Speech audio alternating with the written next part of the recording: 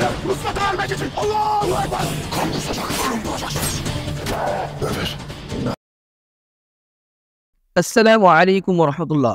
সুপ্রিয় দর্শক মণ্ডলী, আজকের ভিডিওতে আলোচনা করব কোরআন ওসমান সিজন 5 এর 142 নম্বর ভলিউমে কি কি ঘটতে চলেছে। প্রিয় দর্শক, আমরা 141 নম্বর ভলিউম এমন এক পরিস্থিতিতে শেষ করেছি যেখানে মঙ্গলদের ভয়াবহ হামলার কারণে ওরহান বে, আলাউদ্দিন বে, মেহমেদ বে সহ সমস্ত সিপাহীরা আহত অবস্থায় পড়েছিল। প্রিয় দর্শক, আর অন্যদিকে গুরবুজ আল শাহাদাত বরণ করলেন। তো প্রিয় দর্শক, বুঝতে পারছেন 142 নম্বর ভলিউম কেমন খাতারনাক হতে চলেছে। তাই আপনাদের কাছে রিকোয়েস্ট, আমার এই ভিডিওটি শুরু থেকে শেষ পর্যন্ত দেখার চেষ্টা করবেন। তো চলুন তাহলে কথা না বাড়িয়ে মূল ভিডিওর দিকে এগিয়ে যাওয়া যাক। প্রিয় দর্শক, ট্রেলারের শুরুতে আমরা দেখতে পাচ্ছি ওসমান বেকে। ওসমান বে সমস্ত সিপাহীদেরকে নিয়ে ঘোড়ায় চড়ে কোথায় যেন যাচ্ছেন। প্রিয় দর্শক, এই বিষয়টার বুঝতে আপনাদের অসুবিধা নয়, কেননা ওই যে মঙ্গলদের ভয়াবহ হামলার ঘটনা ওসমান বেকে বলা হয়, তখন ওসমান বে ইয়াকুব বেকে শায়েস্তা করেই সেখান থেকে হয়তো ওরহান বে আলাউদ্দিন বেকে বাঁচানোর জন্য সেই দিকে রওনা দিয়েছেন। দর্শক, এরপর পরে আমরা দেখতে পাচ্ছি বালা খাতুনকে।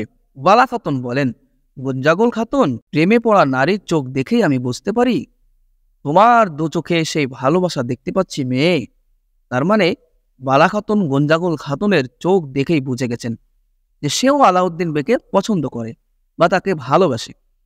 আর বালা খাতুন গঞ্জাগল খাতুনকে তো পছন্দ করেন, তার সঙ্গে বিবাহ দিতে বালা খাতুনের কোনো অসুবিধা নেই, সবসময় রাজি।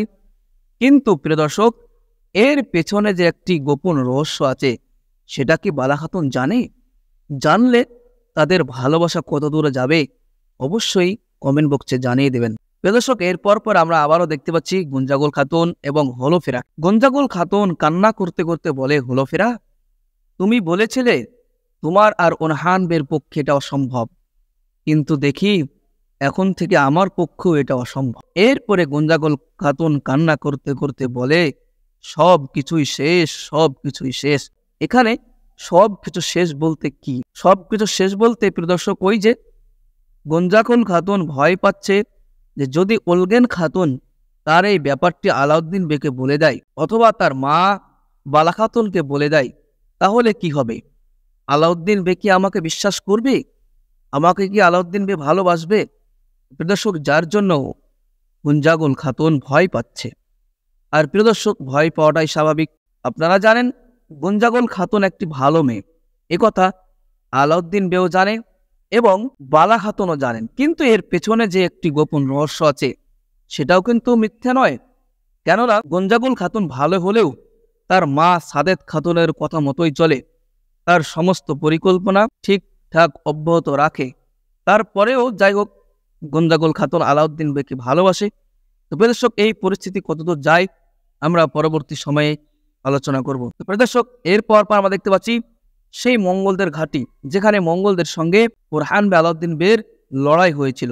দর্শক, যেখানে 141 নম্বর ভলিউমে আমরা দেখেছিলাম আলাউদ্দিন বে, ওরহান বে, মেহমেদ বে সহ সিপাহীরা আহত অবস্থায় পড়েছিল।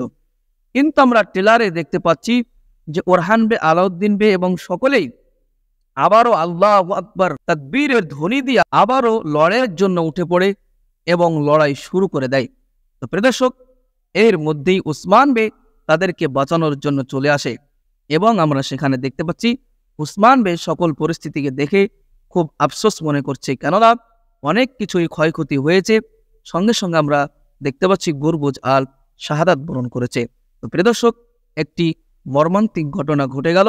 ওসমান বের অনেক সিপাহী সহ তার বিশিষ্ট আল গুরবুজ আল শাহাদাত বরণ করলো। তো প্রিয় দর্শক, এরপর আমরা দেখতে পাচ্ছি সমস্ত বেরা রয়েছেন এবং আমরা দেখতে পাচ্ছি ওস্তাদ গেরাকে। কিন্তু এখানে কমান্ডার কারাজেলাসুন এবং ভ্যারসিলিস নেই, তারা দুজনেই পালিয়েছে। এটাই তো হলো ওস্তাদ গেরার একটি পরিকল্পনা যে তাদের দুজনকে আমি মুক্ত করব আর এই বিষয়টি আমি হ্যান্ডেল করব। তো প্রিয় দর্শক, এখনো পালিয়ে যায়নি, কারণ সে পালালে অবশ্যই ওস্তাদ গেরা ধরা পড়ে যেত। আর ওস্তাদ গেরা সবকিছু শেষ না করেই এখন সে ধরা পড়তে চাচ্ছে না, যার কারণে সে এখনো পালিয়ে যায়নি এবং ভ্যাসিলিসকে পালাতে সে সাহায্য করেছে। এটাই হলো ওস্তাদ গেরার একটি পরিকল্পনা। তো প্রিয় দর্শক, এক পর্যায়ে ওসমান বে ইয়াকুব বেকে ডেকে বলেন, ইয়াকুব বে, কে আপনাকে এমনটা করতে বাধ্য করেছে?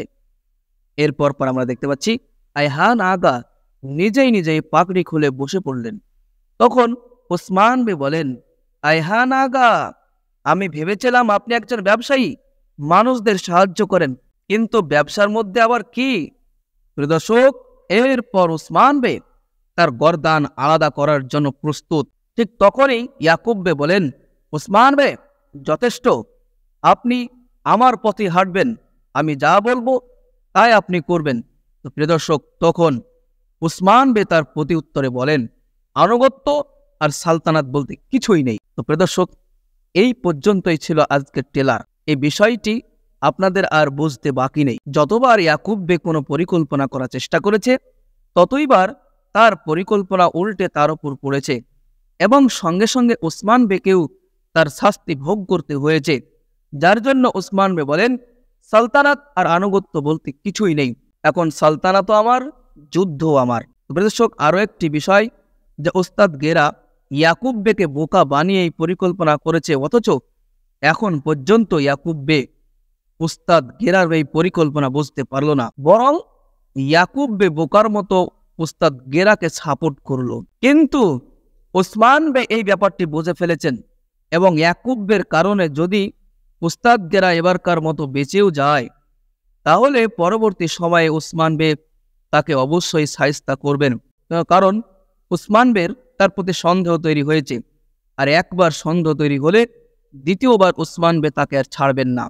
যেমনটি ভাবে ভ্যাসিলিসকে না ধরে ছাড়েননি, ঠিক অনুরূপভাবে ওস্তাদ গেরার পেছনেও লোক লাগিয়ে তার আসল পরিচয় উদ্ঘাটন করেই ছাড়বে ওসমান বে এবং তার আসল পরিকল্পনা জেনেই তাকে অবশ্যই শায়েস্তা করবেন। তো প্রিয় দর্শক, এই হচ্ছে আজকের ভিডিও। সব মিলে বুঝতে পারছেন যে পরবর্তী ভলিউম আরও খাতারনাক হতে চলেছে, কেননা ওসমান বে বলেছেন সালতানাত আর আনুগত্য বলতে কিছুই নেই এবং সালতানাতও আমার, শিকারিও আমার।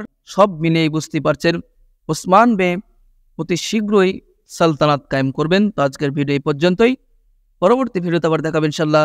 আসসালামু আলাইকুম ওয়া রাহমাতুল্লাহ।